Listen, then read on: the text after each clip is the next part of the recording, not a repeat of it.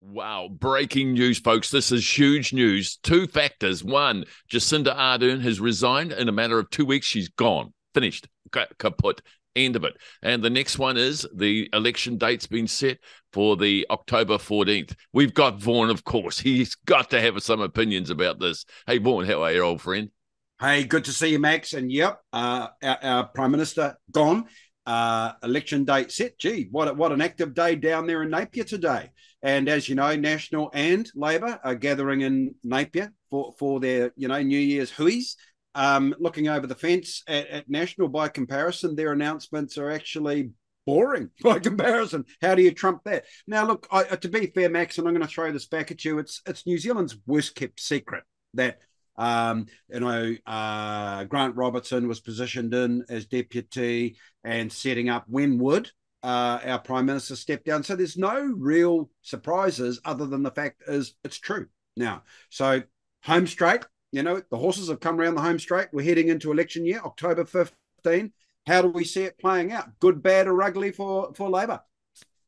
So, Vaughan, tell me what happens, because what I understand is the Parliament's sitting next week, and I believe that's going to proceed. Now, the other factor is now what happens within their party. Do they select another leader? I'm hearing you saying that they've got a deputy leader. So, are we going to have another Prime Minister, or is that not possible? Do you know? Well, no, I know this is putting it on you, brother, because it's really new, and we haven't even had a chance. This is breaking news. When you've got Vaughan and I only got this a few seconds ago, and we jumped straight into this. It's this simple, Max. If caucus wants another leader, they'll have another leader. I mean, that's how it rolls down there, right? It's a den of vipers. And if you're not seen as the leader that should be taking us into an election year, doesn't matter who it is, Chris Luxon, David Seymour, any of them, they can be tipped out like that. So, yes, watch this space. But one would have to think that Grant Robertson is going to take the baton into election year. I totally agree. And on a temporary basis, but they may have to go to caucus and have a pretty fiery discussion. It'd be interesting to know who would want to be in the running there. And I can see them lining up. Pick me.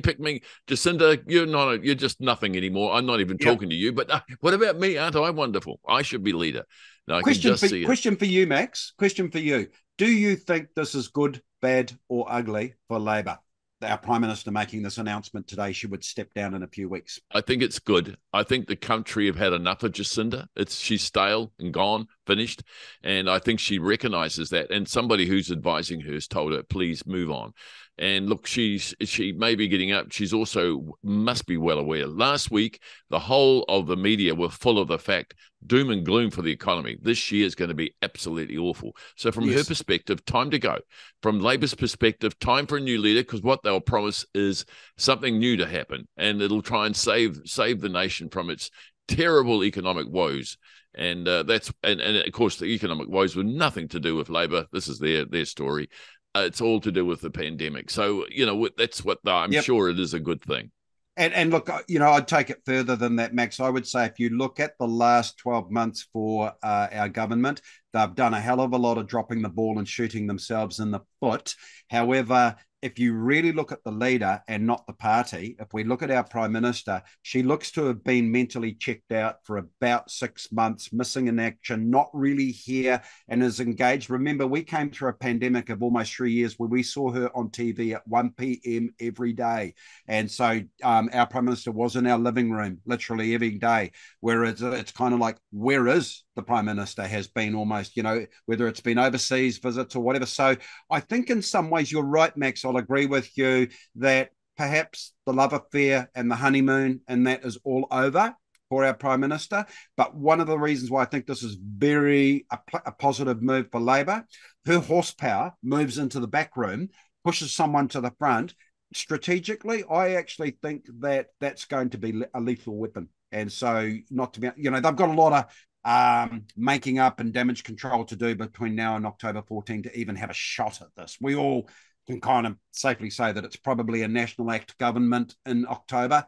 But this is something that's okay. No, I wouldn't guarantee it, because the Labor can offer all sorts of surprises between now and October.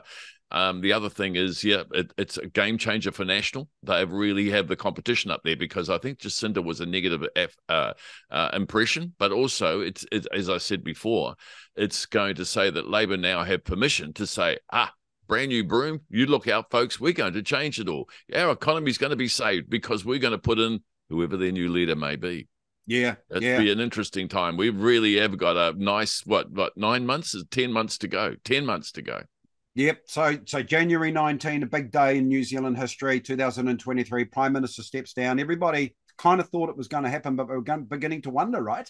So there you go, which means that don't underestimate that there is a plan, a cunning plan, so cunning in the background for Labor. And we're going to see that play out over the next wee while.